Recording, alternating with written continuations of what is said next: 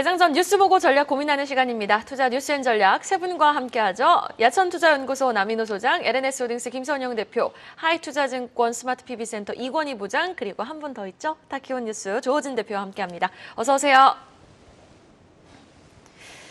자, 오펙 플러스의 감산 합의 발표가 증시에 부담으로 작용을 했지만 전거래 국내 증시는 기관과 또 개인의 매수 속에 상승 마감에 성공을 했죠.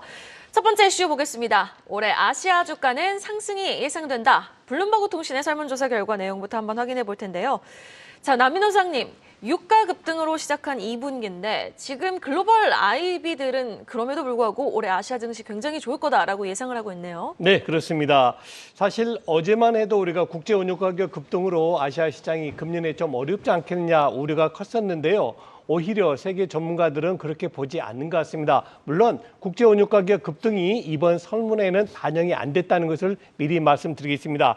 지금 현재 아시아 아태 지수가 162포인트인데요. 금년 말까지 178포인트, 다시 말해서 지금보다는 약 9% 이상 추가 상승할 것으로 봅니다. 그 이유를 물어봤더니 두 가지를 꼽고 있어요. 첫 번째는 중국의 경기 회복이 가장 크게 작용할 것으로 보고 있고요. 두 번째는 미국의 금리 인상 사이클이 사실상 마무리 국면에 들어간다 이렇게 보여집니다. 결국 무슨 얘기입니까? 미국의 금리 인상을 멈춘다면은 미국 달러화가 계속 강세를 보이다가 이제는 약세로 전환될 수 있다는 거 아닙니까? 참고로 말씀드리면 오늘 아침에 달러 인덱스 보니까 101점 몇이 나왔어요. 불과 한 달 전만 해도 105까지 올라갔던 그 달러 인덱스가 많이 내려간 것은 지금 이 자료를 좀 더 신뢰성을 높여주는 것 같습니다. 자, 결론입니다. 금년에 중국 증시가 한 20% 정도 올라갈 것이고 기타 아시아 국가, 대한민국도 포함되겠죠. 약 12에서 15% 추가 상승할 것이다. 그리고 미국의 금리 인상이 이제 멈추고 오히려 금리 인하가 된다면, 즉 미국 채권 가격이 올라간다면 미국보다는 신흥국가, 특히 중국과 아시아 시장이 좋다 하는 것으로 정리하겠습니다. 네, 알겠습니다. 아시아 증시의 상승이 올해는 좀 기대가 되는 가운데 미 연준의 긴축 중단, 또 중국의 경기 회복 기대 속 아시아 시장에 대한 낙관적인 전망, 글로벌 IB들에 대한 전망 들어봤고요. 자, 그러면 우리는 매기가 쏠릴 수 있는 섹터와 종목 뉴스를 통해서 한번 찾아보도록 하겠습니다. 이어지는 기사는요. 중국 쫓아올라 주도권 강화하는 삼성 디스플레이 소식 확인해 보겠습니다. 자, 어제 장 마감 이후 나온 가장 큰 뉴스가 아닐까 싶은데요. 삼성 디스플레이가 아주 과감하게 4조 원이나 투자를 단행했다고요? 네, 확실히 투자를 해줘야 될 때는 해줄 필요가 있습니다. 사실 삼성전자는 뭐 예전 얘기로 좀 돌아가서 생각해 보시면 될 것 같은데요. 일단 삼성 디스플레이 먼저 해보겠습니다. 삼성 디스플레이가 세계 최초로 8.6세대 IT용 OLED 생산에 2026년까지 4조 1천억 원을 투자하겠다는 계획을 어제 발표를 했는데요. 어제 충남 아산시의 삼성 디스플레이 아산 J캠퍼스에서 윤석열 대통령 그리고 이재용 회장 등 총 250명이 참석을 한 가운데 삼성 디스플레이 신규 투자 협약식을 어제 가졌습니다. 그래서 여기서 투자 계획을 좀 밝힌 건데 이번 투자 같은 경우는 당연히 이제 시장 지배력 강화를 위해서 이제 선제 대응한다라고 좀 보시면 될 것 같아요. 그래서 일단 예전의 예를 좀 들어보면은 실제로 일본 같은 경우는 예전에 이제 LCD 상용화에 성공을 했습니다. 제일 빨리 성공을 했고 글로벌 디스플레이 시장을 완전 주도를 했었는데 문제는 이제 1995년도에 5세대 LCD 투자에 소극적인 행보를 보이면서 그때부터 주도권을 쭉 잃었고요. 그 20년간 쇠퇴의 길로 이제 들어섰는데 그때 이제 우리나라가 2001년도에 5세대 LCD 분야에 선제 투자를 단행해서 사실 그때 당시 굉장히 좀 분위기가 안 좋았었는데 다른 업체들 경고 다 무시하고 그냥 투자를 했습니다. 투자를 하면서부터 그 이후에 이제 2004년에 일본 제치고 글로벌 SD 1위에 올라서면서 2020년까지 거의 17년 동안 1위를 했었는데요. 물론 최근에는 이제 중국이 정부 지원을 엄청나게 받아가지고 따라와서 2021년도 기준으로 세계 시장 점유율 41.5% 차지하면서 1위를 뺏기긴 했습니다. 근데 사실 이거는 뭐 여러 가지 이슈가 있는데 중국 같은 경우는 그 디스플레이 기업 같은 경우는 총 투자비의 10% 정도만 있으면은 공장 하나를 증설할 수 있습니다. 뭐 1조 정도 필요하다 싶으면 뭐 1,000억 정도만 있으면 공장을 증설할 수 있기 때문에 사실 이건 좀 자금적인 부분에서 좀 게임이 안 되는 그런 부분이 좀 있는 것 같고요. 어쨌든 삼성 디스플레이는 이 이후에 이제 완전히 분위기를 바꿨습니다. 이제 사업 경쟁력 제고를 위해서 22년도죠. 이제 LCD 사업을 완전히 접어버리고 그 이후부터 이제 QD OLED 쪽에 집중을 했습니다. 그래서 그 이후에 OLED 분야 점유율은 글로벌 점유율은 이제 우리나라 기업들 다 합쳤을 때 71.1% 압도적인 어떤 1위를 차지하고 있는데 문제는 해당 분야에서도 이제 중국 정부 차원에서 또 지원이 나오면서 중국 기업들이 굉장히 좀 빠르게도 따라오고 있는 부분이어서 현재 점유율과 기술과 기술 격차를 좀 줄이고 있는 부분이긴 합니다. 물론 줄이는데 시간이 좀 많이 걸리긴 하겠지만 그렇다 하더라도 이제 예전 사례를 봤을 때 투자를 더 줄이게 되면은 또 분명히 따라잡히는 건 뭐 어쩔 수 없는 부분이기 때문에 그런 부분 좀 한번 체크를 해봐서 이제 삼성 디스플레이가 좀 투자를 했다고 보시면 될 것 같고요. 실례로 이제 일본 같은 경우는 JOLED라는 기업을 만들었었습니다. 그래서 근데 문제가 이제 기술 완성도 그리고 이제 품질 확보에 실패하면서 경영난을 못 견디고 결국은 파산을 했는데 사실 뭐 이거는 파산한 기업이기 때문에 이제 신경 쓸 부분은 아닌 것 같고요. 어쨌든 이쪽 디스플레이는 특히나 투자가 굉장히 중요하고 먼저 선제 투자를 하고 먼저 장악을 하는 게 중요하기 때문에 삼성 디스플레이 그런 의미에서는 굉장히 좀 좋은 선택을 했다라고 생각하고 있습니다. 네. 사실 중국이 얼마나 무섭게 지금 물량 공세를 벌이고 있습니까? 천문학적인 규모의 자본력을 바탕으로 나오는 저가 물량 공세로 지금 한국 디스플레이 업체를 바짝 추격하고 있으니 삼성이 아주 과감하게 칼을 빼든 것이다라고 해석을 해볼 수 있을 텐데 시간 외에서도 OLED 관련주도 급등했거든요. 그 안에서도 좀 매력도가 높은 종목 한번 선별해 볼까요? 이건희 부장님. 일단 뭐 OLED 관련돼서 지금 좋은 소식과 안 좋은 소식이 이제 안 좋은 소식과 좋은 소식이 연달아 나오고 있는데 LG 디스플레이 같은 경우 투자를 지연한다, 뭐 미룬다, 연기한다는 얘기가 나오면서 관련된 이제 종목들이 좀 많이 밀렸고요. 근데 또 반면에 지금 삼성 디스플레이는 어제 이제 OLED 8.6세대 관련된 투자를 이어가겠다, 뭐 초격차 투자를 하겠다라고 얘기를 하면서 지금 좋은 흐름을 이어가고 있습니다. 일단 관련해서 지금 보면 삼성 디스플레이 납품하는 소재 업체의 대표적인 회사는 덕산 네오룩스가 가장 탑픽이라고 보시면 될 것 같고요. 그 외에 이제 솔루스 첨단 소재도 같이 이제 보시면 될 것 같은데 장비주들은 굉장히 많습니다. 굉장히 많은데 그 중에서 그러면 어떤 거를 봐야 되냐라는 부분이 굉장히 조금 뭐 난해하실 텐데.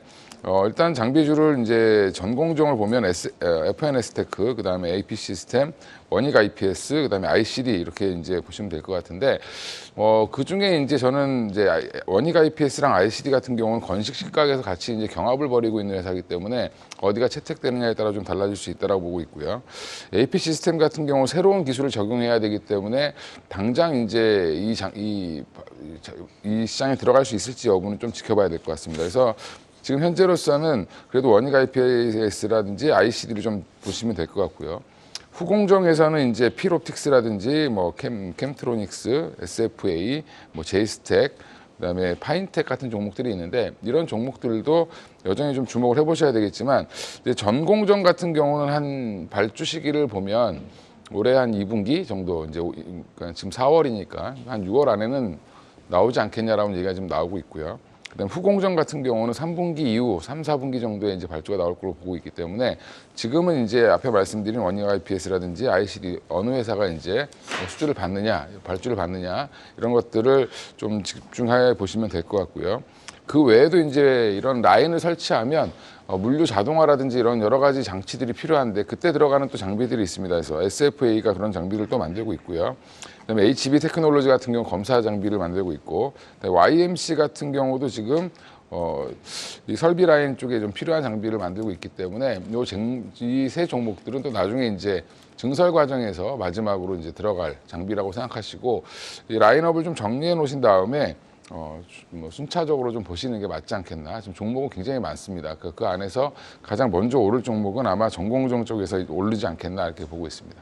소재주 안에서는 덕산 네오룩스, 솔루스 첨단 소재, 그리고 장비주 안에서는 지금 원익 IPS와 IPS와 ICD 제시해 주셨고 후공정 쪽에서는 뭐 필옵틱스 제시해 주셨는데 사실 종목이 너무 많은데 딱 매력적인 종목 하나만 꼽자면 어떤 종목이 있을까요? 가장 어려운 질문을 이제 하시는데 원익 IPS가 그나마 그래도 제가 가장 대장이지 않겠나 이렇게 생각하고 있습니다. 네, 알겠습니다. 원익 IPS 한번 주목해 보도록 하고요. 자, 이 가운데 또 다른 삼성그룹주 삼성 SDS 관련해서 공시가 나왔습니다. 이서현 이사장이 SDS 지분을 또 전량으로 매도를 했다고요? 예, 그 이서현 삼성복지회장 이사장이죠. 이재용 회장의 이제 그 둘째 여동생인데 어저께 공시에서 이제 전량 매도를 했습니다. 근데 삼성 SDS는 원래 출범 자체가 삼성전자의 사내한 분사였는데 이 이재용 3남매의 이제 상속과 승계를 위해서 별도로 설립된 회사입니다. 근데 별도로 설립됐지만 삼성그룹답게 삼성 SDS가 많은 성장을 이뤘죠. 그래서 최근에는 이제 물류까지, 그러니까 SDS 하면 원래는 이제 그 자동화랑 코딩 위주의 회사인데 물류까지 이제 회사를 확장하면서 그 매출이 이제 급격하게 늘었습니다. 그 다만 이제 이서현 그 이사장이 어쩔 수 없이 상속세 마련을 위해서 이제 지분 전량을 매도했고요. 사실은 이제 그 이서현 그 이사장뿐만 아니라 이부진 그 호텔신라 대표, 그다음에 이재용 회장 역시 SDS 주식을 그 거의 대부분을 이제 담보로 서울 서부지법에 담보로 맡긴 상태입니다. 그러니까 우리나라 상황에서 특별히 이제 이렇게 대주주의 최대주주의 승계 같은 경우는 이제 상속세율이 60% 넘기 때문에 어쩔 수 없이 이런 경우가 생긴다고 할 수 있겠습니다. 다만 이제 SDS가 이렇게 대주주 가문의 이제 지배 구조가 많이 줄어들긴 하지만은 여전히 이재용, 이부진 남매의 지분율은 10%가 넘고 그다음에 최대주는 사실 삼성전자입니다. 삼성전자와 삼성물산인데 이런 삼성그룹의 영향력이 여전하다라는 것은 주목하시면 좋을 것 같습니다. 오늘 뭐 그럼 SDS의 직접적인 주가 영향은 어떻게 될까요? 주가 영향이 클 것 같지는 않습니다. 왜냐하면 아까 말씀드린 대로 상속세라는 건 이미 다 예견된 상황이고 그리고 뭔가 악재가 있기 때문에 그 회사 내부의 상황이 안 좋기 때문에 팔았으면 이제 악재로 해석하겠지만은 상속세라는 건 어쩔 수 없는 법적인 이슈이기 때문에 이 문제가 이제 SDS 본질과는 무관하기 때문에 오늘 주가하고는 이제 무관하지 않을까라고 전망을 합니다. 네, 알겠습니다. 자, 다음 뉴스 보겠습니다. 정부가 직접 구축에 나선다. 개방형 국가 양자 파운드리 소식 만나볼 텐데요. 사실 반도체라든지 뭐 바이오, 화학 모든 분야에서는 연구하고 개발하는 데 있어서 사실 얼마나 미세화할 수 있느냐가 핵심 요소 아니겠습니까? 그 가운데 지금 현 시점에서 차세대 혁신 기술로 주목받고 있는 게 바로 양자 소자라는 기술이라고 하는데요. 그 양자 파운드리 구축을 위해 아주 정부가 적극적으로 나선다라는 소식 맞나요? 네, 그렇습니다. 제가 사실 저희 투자 뉴스앤 전략을 좋아하는 이유가 있습니다. 바로 공부를 시켜주기 때문인데요. 여러분, 양자가 무엇이라고 생각하십니까? 양자는 더 이상 나눌 수 없는 물리학적으로 가장 최소의 단위입니다. 쉽게 말하면 원자 분자보다도 더 적은 거예요. 그러니까 이 양자에서부터 모든 물리학이 시작되고 모든 개체가 시작된다. 이렇게 보시면 되겠습니다. 자, 이 양자 기술이 굉장히 중요한 건데 어디 사용되는가 말씀드려 보겠습니다. 가장 먼저 반도체, 2차 전지, 바이오, 자율주행, 또 화학 분야, 그리고 정밀 측정, 탐사 기능, 말 그대로 앞으로 우리 대한민국이 나갈 사업 쪽에 모든 분야에서 이 양자 기술이 채택이 된다는 것입니다. 그런데 문제가 있습니다. 이 양자 기술을 하기 위해서는 엄청나게 많은 금액의 인프라가 필요합니다. 그걸 개인이 혹은 기업이 할 수 있을까요? 어렵겠죠. 우리나라 기업이 수만 개인데 각자가 다 자기 양자 기술력을 다 가질 수 있겠습니까? 어렵습니다. 그래서 바로 대한민국 정부가 나선 겁니다. 정보통신부에 의하면은 이제 약 한 1조 원 정도 투자를 해가지고 먼저 우리가 인프라 구축을 하겠습니다. 정부가 인프라 구축을 하면은 그 활용을 실용적인 면에서 우리 기업들이라든가 대학의 연구소라든가 또 개인도 나설 수 있겠죠. 자기 나름의 어떤 독특한 기술이 있다면 바로 이 분야 아까 말씀드렸던 반도체, 2차 전지, 자율주행 등등 여러 가지 면에서 필요한 것을 우리 이 인프라 안에 들어오셔가지고 충분하게 활용을 하세요라고 말씀을 드릴 수 있겠습니다. 저는 결론적으로 말씀드리면 지금 자료에 한번 나오고 있습니다만 뭐 GPU라든가 여러 가지 면에서 지금 국내 기업들이 인프라를 많이 공개하고 있거든요. 여기서의 총 집합이 바로 대한민국 정부가 하고 있는 양자의 인프라 팹을 만들어서 우리 기업들에게 공개한다. 이렇게 예상하시면 되겠습니다. 네, 지금 이런 양자 기술 관련해서 적극적인 움직임을 보이고 있는 현 정부. 그렇다면 이건희 부장님, 지금 AI 인프라 시장 성장세가 기대가 되는 건데 관련 기업들에는 또 어떤 기업들이 있을까요? 올해 뭐 가장 큰 이슈 중에 하나가 뭐 GPT 관련된 거였는데 결국에 이제 이 GPT가 나오게 된 배경에 이제 집중을 해보시면 그게 엄청난 규모의 이제 자금이 들어가서 투자를 했기 때문에 가능했다라고 보시면 될 것 같습니다. 지금 저희가 뭐 저도 이제 사용을 해보고 있지만 질문을 하면 바로 뭐 1, 2초 만에 답을 해주는 이런 엄청난 시스템을 만들어냈는데 결국에 이제 이런 것들이 이제 기반이 투자가 많이 이루어져야 되기 때문에 이제 가능했다라고 보시면 될 것 같습니다. 특히 이제 AI라든지 빅데이터 시장은 이제 결국엔 돈이 많이 들어가는 시장인데 모델이 점점 고도화되고 이제 서비스 개발을 한다든지 이런 거 운영을 할 때 뭐 GPU라든지 NPU 이제 신경망 관련된 칩이라든지 그다음에 GPU는 이제 그래픽 관련된 칩인데 둘 다 이제 약간 병렬식으로 이제 이런 것들이 이루어지는 방식인데 기존의 CPU랑은 좀 다른 방식이고요. 이 GPU를 그럼 우리나라에서 만들 수 있냐 없냐 여러 가지 얘기도 나오고 있지만 사실은 지금 현재 반도체 전문가들에 의하면 만들 수 없다라고 이제 단언을 하고 있습니다. 그 말은 결국엔 우리가 GPU를 개발할 수 없기 때문에 GPU에 들어가는 이제 A100이라는 이제 칩이 있는데 이제 지금 AI 반도체에서 많이 쓰는 거죠. 그 안에 들어가는 이제 HBM이라든지 이런 것들에 대한 집중을 하고 있다라고 보시면 되고 기판이나 이런 거에 집중을 하고 있는데 사실은 이제 내용을 보면 A100 자체가 왜 이게 부각을 받냐면 A100 칩 하나의 가격이 80GB 기준으로 해서 약 한 개가 2천만 원 정도 합니다. 근데 지금 GPT 3.5가 공개되어 있죠. 4.0 공개가 지금 전혀 안 돼 있는데 3.5의 엔비디아의 GPU A100 칩이 10,000개가 사용됐습니다. 그럼 이게 금액은 사실은 상상을 초월하는 금액인데 이런 금액들 때문에 결국에는 이런 것들을 설치해서 A100 칩을 구입해서 이런 것들을 만들어내서 뭐 데이터 센터를 갖고 있다, 뭐 아니면 그 슈퍼컴퓨팅을 돌린다라고 하는 거는 일반 기업에서 하기 굉장히 어려운 겁니다. 그러니까 마이크로소프트 정도가 되니까 했다라고 보시면 될 것 같고요. 그나마 이제 우리나라에서 좀 이런 것들을 잘 하고 있는 회사가 뭐 KT라든지 SK텔레콤 같은 경우가 일부 이제 이런 것들을 하고 있는데 사실은 이쪽도 사실 투자를 굉장히 많이 한 거죠. 많이 했는데 이게 또 보면 이 챗GPT라는 이런 걸 개발할 때 AI를 어떤 프로그램을 개발할 때 이걸 활용하는 그러니까 이제 A100 칩을 활용하는 게 활용도가 처음에는 굉장히 돈이 많이 들어가서 활용을 하는데 사실상 이게 어느 정도 완성이 되고 나면 이걸 활용도가 떨어집니다. 그러면 이제 사실은 이게 개발 단계에서 굉장히 많이 필요한데 사실 또 막상 상품이 나오면 그닥 필요 없는 단계로 가기 때문에 이런 것들을 그러면 인프라를 만들어서 구축해줘서 결국에는 투자를 이어가야 된다라고 보고 있고요. 그러면 이제 돈이 없는 기업들이라든지 중소기업들, 그 다음에 BIT 기업들 같은 경우는 기존에 있는 이런 인프라들을 활용해야 되는 방법을 쓸 수 있고요. 그런 것들을 이제 주로 이제 KT랑 SK텔레콤에서 하겠다라고 지금 얘기를 하고 있고, 정부에서도 지금 이거를 더 큰 규모로 양자팹까지 만들겠다라고 하고 있다라고 보면 관련해서 이제 어떤 회사가 뭐 이게 워낙 큰 담론이기 때문에 뭐 이걸 가지고 어떤 회사 수익을 보고 어떤 회사가 좋고 뭐 이런 것보다는 지금은 이제 이런 것들을 기본적으로 유지하고 있는 SK텔레콤이라든지 KT 같은 경우가 그나마 좀 이제 괜찮다라고 보시면 될 것 같고요. 그렇다고 해서 이것 때문에 엄청나게 돈을 많이 벌거나 하진 않을 것 같습니다. 아직까지는. 근데 이제 이쪽을 활용하는 이제 중소기업들이 많을 거고 오히려 기존에 이제 그 AI 관련된 사업을 계속 이어왔던 회사들 이런 회사들 특히 이제 솔트룩스라든지 코난테크놀로지 같은 종목들을 좀 주목해 보시면 괜찮을 것 같습니다. 네, 알겠습니다. 좀 크게 바라보자. AI 관련해서 뭐 KT라든지 SK텔레콤 통신사를 비롯해서 코난테크놀로지 같은 종목들 좀 주목해 볼 필요가 있다라는 의견 다시 한번 강조해 주셨습니다. 자, 이번에는 아무래도 가장 핫한 섹터겠죠. 2차 전지 이야기로 이어가 보겠습니다. 이제는 양극재에 이어서 동박이 좀 주도주로 탈환할 차례인 걸까요? 지금 글로벌 동박 1위 업체인 SK 넥실리스가요. 테슬라와 함께 대규모 동박 공급 계약 체결을 앞두고 있다라는 소식이 한 언론사의 단독 보도를 통해서 전해졌습니다. 시간의 거래에서 지금 한 6% 정도 올랐는데 자세한 내용 전해주시죠. 네, 제가 사실 처음에 주식을 시작했었던 한 20년 정도, 10년 후반대 정도에는 소재라고 하면은 일본 기업을 좀 많이 외웠습니다. 그래서 어떤 소재는 일본의 어디 뭐 이런 걸 좀 많이 외웠었는데 요즘에는 우리나라가 이걸 굉장히 많이 대체를 하고 있는 그런 모습이 좀 보이는데요. 글로벌 동박업체 1위죠. 이제 SK 넥실리스가 테슬라에 대규모로 동박 공급 계약을 곧 체결할 것이 예상된다는 그런 내용이 나왔습니다.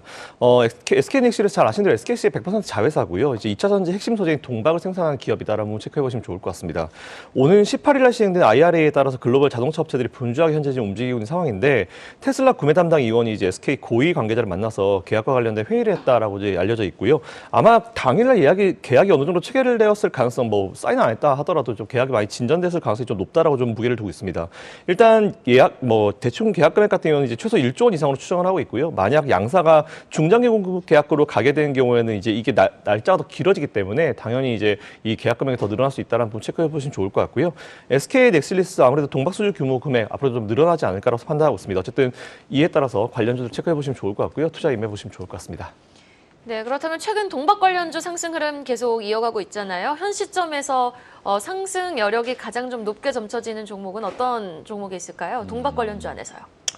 동박 관련주는 SKC를 보는 게 가장 좋고요. 사실은 지금 현재로서는. 그다음에 좀 순수하게 동박만 하고 있는 회사 중에 하나는 지금 롯데에 인수된 거죠. 또 롯데 에너지 머티리얼즈인데 이 회사 두 회사 정도만 보시면 될 것 같습니다. 이제 SK 넥실리스 같은 경우는 뭐 MS가 전 세계 1위고 그다음에 이제 롯데 에너지 머티리얼즈 같은 경우는 한 4위 정도를 하고 있는데 동박 시장은 생각보다 경쟁자들은 많이 있습니다. 많이 있는데 기존에 이제 SKC에서는 삼성 LG 에너지 솔루션이라든지 삼성 SDI 그다음에 SK온 국내 배터리 3사는 물론이고요.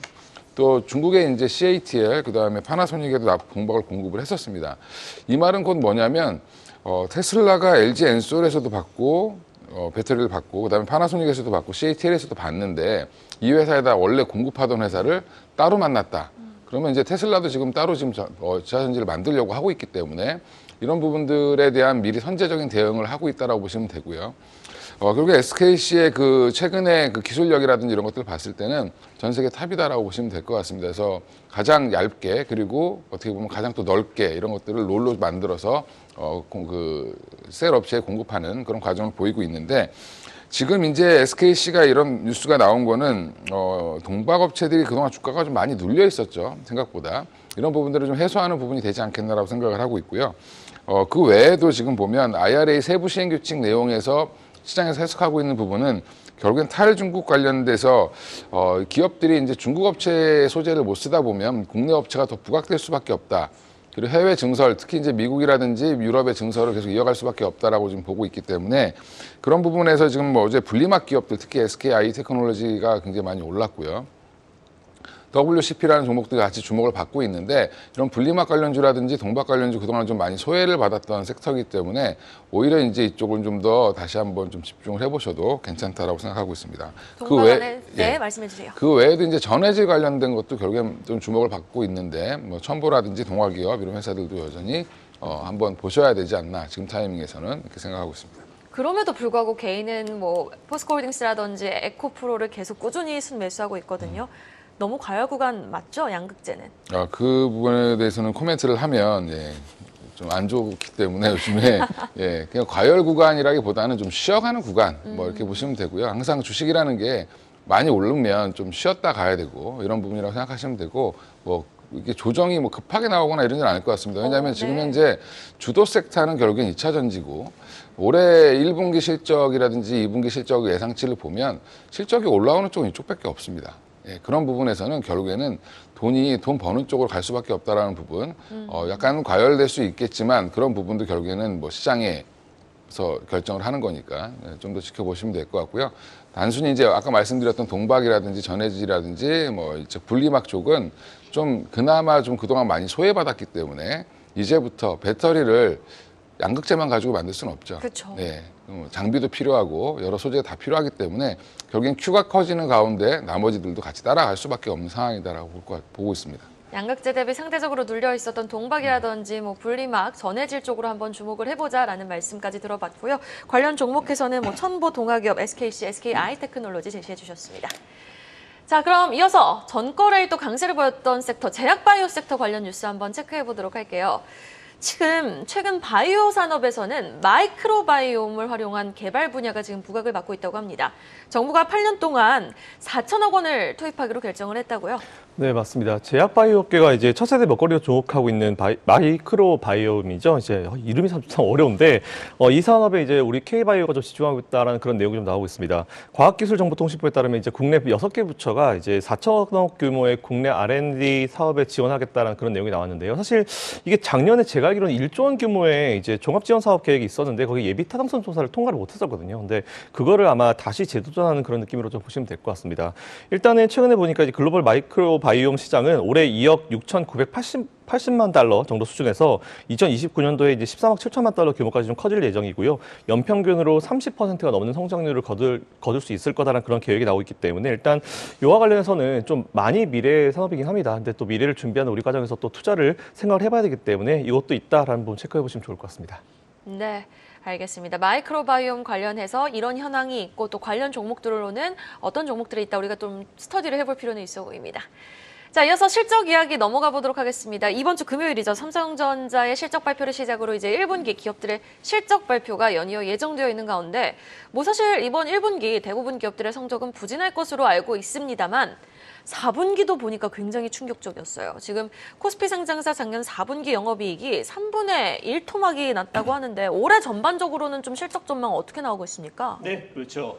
사실 우리가 작년 2022년도에 기업들이 어렵다 했는데 과연 얼마나 어려웠는지 도표를 통해서 여러분께 브리핑을 하겠습니다. 가장 큰 이유, 이렇게 어려웠던 가장 큰 이유는요. 바로 두 가지입니다. 제일 먼저 난 게 미국의 금리 인상, 즉 0%에서 5%까지 올리는 과정에서 기업들의 금융 비용이 그만큼 커졌다는 것이고요. 두 번째로는 원자재 가격 상승입니다. 물론 러시아 우크라이나 전쟁도 있겠습니다만 여러 가지 복합적 요인으로 인해서 국제 원유 가격이라든가 니켈, 망간 등등 여러 가지 원자재 가격이 저점 대비해서는 2배, 3배 다 올랐지 않습니까? 그러다 보니까 기업은 비용이 많이 증가할 수밖에 없겠죠. 비용이 증가하니까 당연히 수익이 줄었는데 한번 자료 한번 보시죠. 왼쪽 게 유가증권 시장, 코스피 시장이고요. 오른쪽은 코스닥 시장 되겠습니다. 바로 흐린 색깔이 재작년 2021년도 4분기고요. 짙은 색깔이 바로 작년 4분기인데 매출은 증가를 했어요. 매출은 이제 유가증권 먼저 보시죠. 매출은 약 13% 정도 증가를 했지만은